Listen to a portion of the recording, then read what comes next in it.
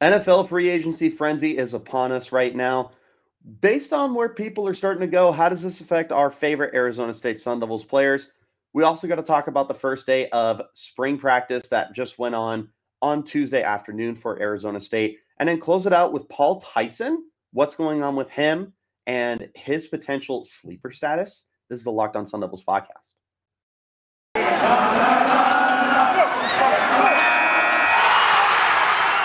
You are Locked On Sun Devils, your daily podcast on the Arizona State Sun Devils, part of the Locked On Podcast Network, your team every day.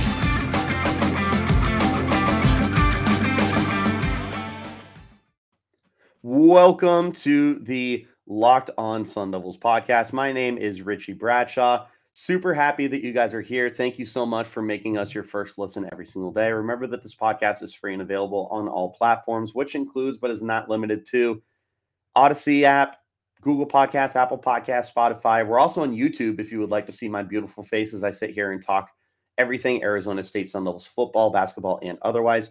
You can also follow me on Twitter as well at RichieBrads36. Follow the podcast while you're there also at LO_Sun Devils.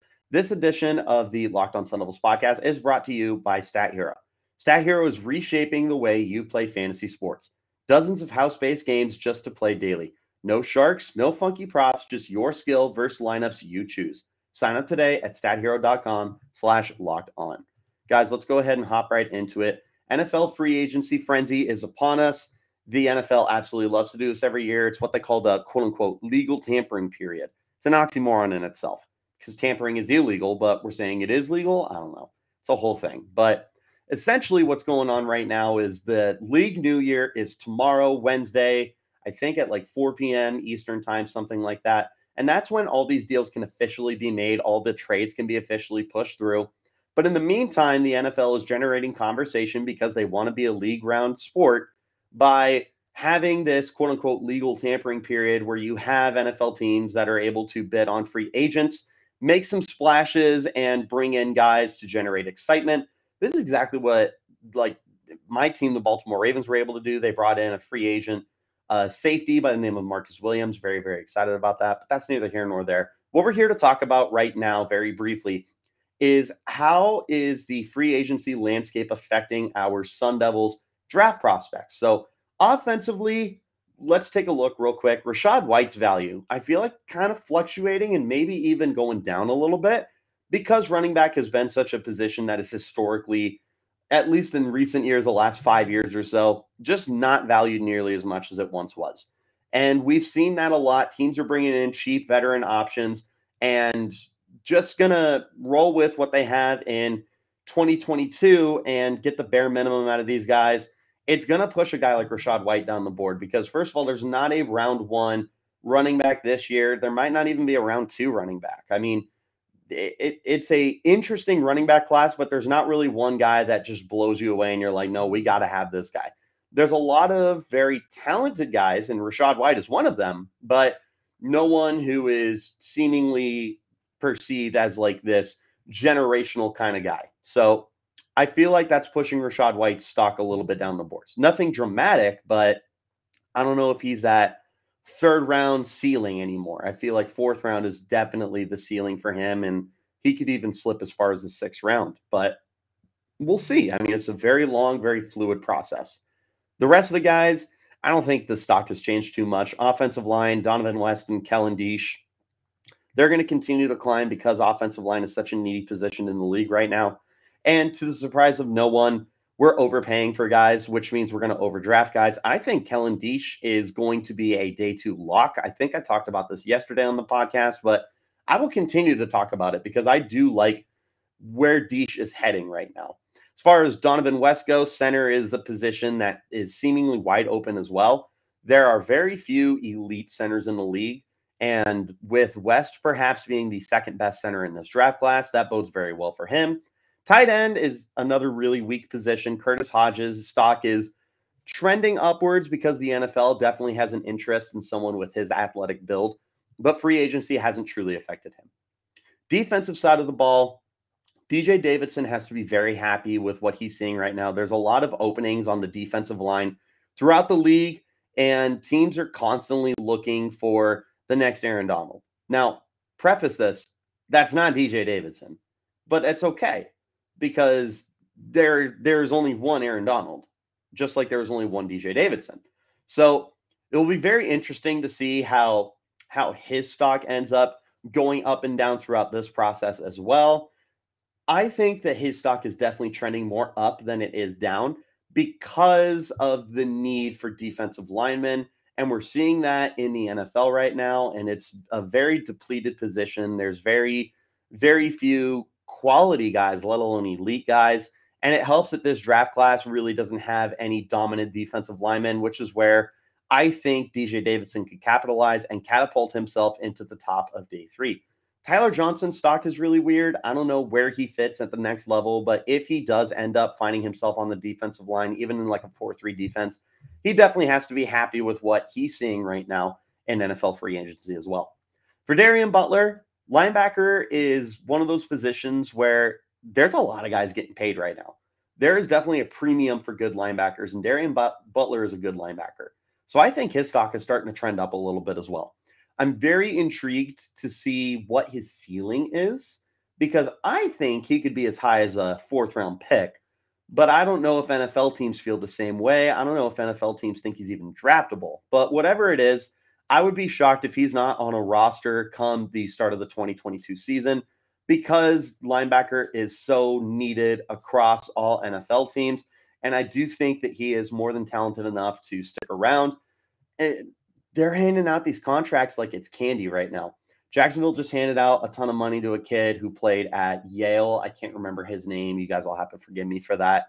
There's all sorts of money that's being handed out to linebackers right now. And I think that Darian Butler is more than good enough to get himself into conversation for stashing away and perhaps starting at some point. For the secondary, there's always a need for defensive backs, but a lot of defensive backs haven't been signed yet. Tyrann Mathieu, one of the biggest names on the NFL free agency market and someone that Arizona fans are intimately familiar with, remains unsigned as of this podcast coming out on Tuesday evening. So it'll be very interesting to see where he ends up going. There's a lot of corners that are unsigned as well. A Casey Hayward, a Patrick Peterson, a Janoris Jenkins, a Stephon Gilmore. These are a lot of guys who remain unsigned through free agency so far. And it makes me wonder what's going to happen with Chase Lucas and Jack Jones. Because I expect some of these guys to actually last a little while on the free agency market, it makes me wonder whether or not it's going to cause Lucas and Jack Jones to slip. I personally feel like it shouldn't because you need just like an infinite amount of guys who are able to cover receivers in such a spread out offensive league that we're in right now. But I mean, this is why I don't run an NFL team, is I don't know what's going on. But as of right now, it feels like their stock might be going down because I just don't understand the market. Even younger guys like an Anthony Averett is just not signed right now. So I'm very perplexed by what's going on. I'm confused. So we'll see. But in the meantime, I feel like it's hard to definitively say that Jones and Lucas's value is going down because of the perceived like non-valuing of the NFL with their current defensive backs. But hey, maybe they just want younger guys and that's why. So let's go ahead and wrap up that first part of the podcast. When we return for the second half here, we're going to go ahead and talk about spring camp and everything that's going on after the first day of practices. This is the Locked On Sun Devils podcast. Man, I love March Madness and those brackets, but I can't remember the last time I actually went deep and won any money. I'm hedging my bets this year with StatHero's NCAA Pick'em contest. StatHero's NCAA Pick'ems pits the star players against each other in an amazing hybrid between fantasy and sports gambling. Take control back from all those handicappers that always seem to have the advantage. Start focusing on the players you know best with a gameplay that doesn't rely on big spreads, long odds, and funky props. StatHero gives you the advantage, resulting in their gamers winning 4 times more often. Why? Because StatHero eliminates the mystery about who or what you're going up against. In addition to their pick'em games, they also have dozens of lineups you can comb through to take on head-to-head. They simply post sets of players for you to take on with a set of players you can choose. StatHero is the easiest and fastest way to get your sports action fix. This simple, sleek gameplay will have you playing in minutes. This is what daily fantasy was meant to be. So check out StatHero now while March Madness is in full effect.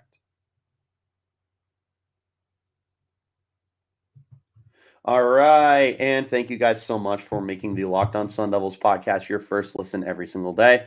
Go ahead and check out the Locked On Bracket Breakdown March 14th right here on the Locked On Podcast Network feed and YouTube channel. College basketball experts Chris Gordy, Andy Patton, and betting expert Lee Sterling give you an in-depth breakdown on every single matchup. All right, guys, let's go ahead and jump into spring practice. The first day of spring practice has come and gone for Arizona State, and there's a few interesting storylines that I did not realize were going on, and I apologize for that. I guess I'm not as all-knowing as I believed I was, but the big news here, and this may not be news for some people, Merlin Robertson and Brian Thompson are back for essentially super senior seasons with the Arizona State Sun Devils. Looking at what was going on today, Robertson was on the field a lot next to Eric Gentry as the starting linebackers. Meanwhile, Brian Thompson was getting starting reps, with the wide receivers, including Ricky Pearsall and Elijah Badger, with Andre Johnson getting rotated in. So this is really good news for Arizona State to have more veteran presence, because what did we just talk about? Last year, we didn't have that veteran presence in the wide receiver corps, right? The biggest guy was Ricky Pearsall. Brian Thompson was a senior, like a graduate senior, but he didn't really move the needle for you simply because he didn't know the system and he was brand new to the program. Well, he's got a whole year under his belt now. So perhaps this kind of changes the dynamic of what he's able to do with Arizona State now. Maybe being a little more comfortable in this offense will be able to get him some more opportunities, and maybe it makes things a little bit easier for whoever's throwing the football, whether that's Trent Bourget or if it's Paul Tyson. For what it's worth, Bourget was getting the majority of the first team reps on day one of practice. I really hope that Thompson can contribute something to this team in terms of a veteran presence in their wide receiving room, because they desperately need it. Like, Ricky Pearsall's a stud. Very happy he's back for his senior year, and I think he's going to be very good again. But we definitely need another guy to step up, and hopefully Thompson's that guy. Defensively, having Merlin Robertson back is really helpful, because Connor Soley and, oh my God, Eric Gentry are very talented and very exciting. But the other guys that you were getting to come in, and now I'm totally blanking on his name, brand new linebacker. Oh my God, I can't think of his name. He's a Mississippi State kid. It'll come to me. Gross. Rodney Gross? I think it's Rodney Gross. Goodness, I'm gonna go ahead and look that up while I am trying to sound like I know what I'm talking about here. It is, in fact, Rodney Gross. Okay, I should just stop questioning myself, because that's what I thought the whole time.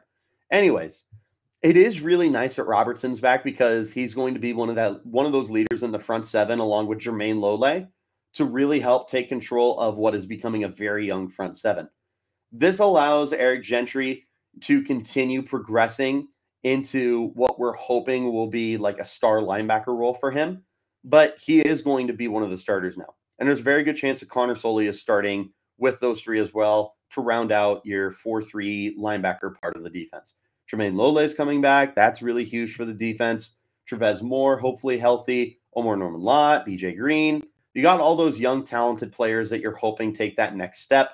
But it's really nice to have Merlin Robertson there as the veteran presence for this defense, so that you have those signal callers that are able to really help groom the guys like the Eric Gentrys into eventually taking over full-time for the team. So I am excited about that. I did not realize that was the thing, and that totally made my day when I found out that he was. Meanwhile, looking at the rest of the notes here that I have provided to me from our good friend Donnie Druin over at All Sun Devils. Make sure you check out all his content and follow him at Donnie Druin. Quote, defensive lineman Omar Norman Lott Anchored a front four that saw plenty of rotation at each position. Again, not a surprise. I think there's going to be a lot of rotating pieces in that front seven because there is a lot of potential talent there. Omar Norman-Lott, I believe, is going to take a really nice step forward. I'm very, very excited for him. You had all sorts of different offensive line shuffling around. From today, left to right, you had Isaiah Glass, Ladarius Henderson, who is like the main veteran presence returning this year. Ben Scott, Spencer Lovell, another veteran presence there, and Des Holmes. As far as I know, it's going to be a very fluid group, and I don't know if we're really going to have any kind of established, not continuity, that's not the right word, but established core of guys heading into like week 2 of 2022, which is when you're going to need them the most because that's when you got to go to Stillwater to play the Oklahoma State Cowboys. In the meantime, you're really hoping that you can get some kind of groove going on with these guys. Yet to be seen. Meanwhile, Tamarcus Davis and Chris Edmonds man the outside corner roles with Kawan Markham and Elijah Gamage had the safety duties. That'll be interesting to watch as we did bring in quite a handful of guys to really compete for all of the spots throughout the secondary. Chris Edmonds was one of those transfers that's coming in. It's not a surprise that he's getting back there.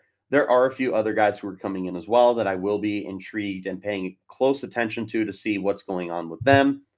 Not a surprise to anyone about Merlin Robertson taking his starting role now that we know he is back. In the meantime, we'll just have to keep a close eye out for everything that's going on. Make sure that you're following my good friend Donnie Druin, though. He is going to give you all the best up-to-date information and all that good stuff. And also check back here with me because obviously I'll be recapping it for you. That's everything I know about spring practice as of day 1. So let's go ahead and hop into our third and final break. When we return, we are going to be talking about Paul Tyson and this interesting article that he was linked into very recently by Bleacher Report. This is the Locked On Sun Devils podcast. March Madness is coming up in just a few short days. And that means you need to start thinking now about where you're going to make your bracket. Are you going with the usual or are you going with the best? We've done our research and we've decided that we're going to go with Run Your Pool. Along with standard brackets, Run Your Pool offers game types like Survivor and Pick X, both really fun in their own ways. They have options to edit scoring, and they offer more intel to make your picks. All stuff you won't find at ESPN or CBS. If you got a business, Run Your Pool can help take some of that madness magic and play alongside your employees or even gain customers. Plus, they offer full white glove customer support, custom branding, and one of the easiest 3-minute setups you'll ever find. Clearly, we believe Run Your Pool because, like I said, we're running our brackets there ourselves, and there's no truer test than that. If you want a chance to play against us for a shot at the cash prize, up to $1,800, join us at runyourpool.com/lockedon. And while you're there, create your own pool for your family and friends. Enter Pure Madness at checkout for $10 off your custom pool. All the rules and details will be available there. That's runyourpool.com/lockedon for your chance to win a cash prize up to $1,800. We look forward to seeing and beating you there. It's that time of year again as college basketball's tournament is finally upon us. For all the latest odds, contests, player props, and more, betonline.net is the #1 source for all your sports betting needs and info. BetOnline remains the best spot for all your sports scores, podcasts, and news this season. And it's not just basketball. BetOnline is your continued source for all your sports wagering information needs, including live betting and your favorite Vegas casino games. Head to the website today or use your mobile device to learn more about all the trends and action going on right now. BetOnline, where the game starts. All right, boys and girls and everybody else who's watching. Let's go ahead and hop into the final segment here. Paul Tyson, very recently highlighted in a Bleacher Report article as being a, quote, sleeper quarterback. Interesting. Very, very interesting. And they talked about in this article, it's on Bleacher Report if you want to go and check it out for yourself. They highlight Paul Tyson as a guy that a lot of people have probably forgotten about because he was the backup at Alabama. He was behind Mac Jones and he was behind Bryce Young, and it's really hard to make any kind of noise when you're behind 2 Heisman candidate quarterbacks and one of them who actually won the Heisman Trophy. Very difficult to try and make a name for yourself there. So naturally he transfers, and it doesn't help. He's also in the shadow of his his great grandfather, the great Bear Bryant, like arguably the greatest head coach in college football history, one of the greatest sports coaches of all time. There's a lot of hype and status that Paul Tyson has had to live up to so far in his very short college football career. So he comes to Arizona State. Jaden Daniels transfers. Now the spot is wide open for him to go and claim it and be the starting quarterback of the Arizona State Sun Devils. This is where they brought up he could start. And by the seams of things, this article is kind of implying that he is going to be the starter. Might not be wrong. We'll see with Trent Bourget. Naturally, Bourget is going to have the inside shot to be the starter because he's already been here. But neither here nor there. The point is, it's very, very interesting to me that they would bring up Paul Tyson, especially with everything that's going on at Arizona State.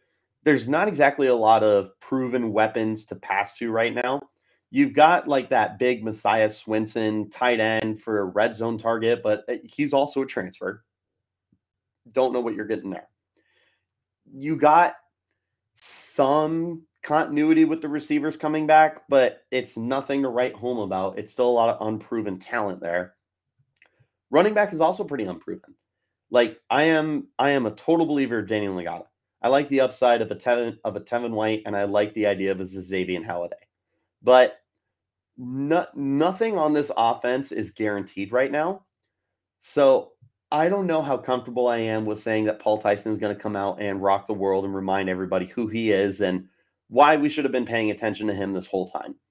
I am a believer in the talent because he is just straight up a very good pocket passer. And I think that he could prove himself to be worthy of a starting quarterback. I'm just going to pump the brakes on saying that he's going to remind all of college football who he is. With no offense, it's not like he was a Trevor Lawrence prospect coming out and we've all completely forgotten who he is. He was a four-star prospect and he was recruited by Alabama. That's a big deal. So Paul Tyson is known. It's just not to this extent of like, oh man, everyone's forgotten about him. Like to me, like a DJ Uiagalelei at Clemson is one of those guys who's kind of a sleeper because he had such a bad year this year and you're hoping that he rebounds, but neither here nor there. Again, we'll see with Paul Tyson. I would just absolutely be super ecstatic if that ended up being the situation where he does rebound really, really well and become this quarterback who sets college football on fire and reminds everyone who he is and how good he is. I'm here for it. I'm not gonna freak out just yet because there is a lot of proving that Paul Tyson still needs to do. But again, I'm here for it. I'm definitely not rooting against the kid. We'll see. I thought it was a very interesting point that they brought up. And like I said, I'm here for it. Arizona State's coaching staff is here for it. And I know that Sun Devils Nation would absolutely be here for it too. So that's going to go ahead and wrap up this edition of the Locked On Sun Devils podcast. Again, thank you guys so much for making us your first listen every single day. Remember that this podcast is free and available on all platforms, which includes but is not limited to Google Podcasts, Apple Podcasts, Spotify, Stitcher, the Odyssey app, Spotify, Google Podcasts, Apple Podcasts, all of them. Wherever you get your podcasts, we're available in an audio platform. You can also check us out on YouTube as well. This is the Locked On Sun Devils podcast. If you want to look us up there, follow, like, subscribe, comment, 5-star, all that good stuff. Follow me on Twitter as well, at RichieBrads36. Follow the podcast while you're on Twitter too, at LO_Sun Devils. And again, thank you guys so much for making Locked On Sun Devils your first listen every day. Go ahead and make your second listen Locked On NFL Draft as Ryan Tracy and former NFL cornerback Eric Crocker bring the NFL Draft to life every day with insight and analysis on college football prospects and NFL front offices. Just like the Locked On Sun Devils podcast, it's free and available on all platforms. And until next time, you keep it locked right here on Locked On Sun Devils.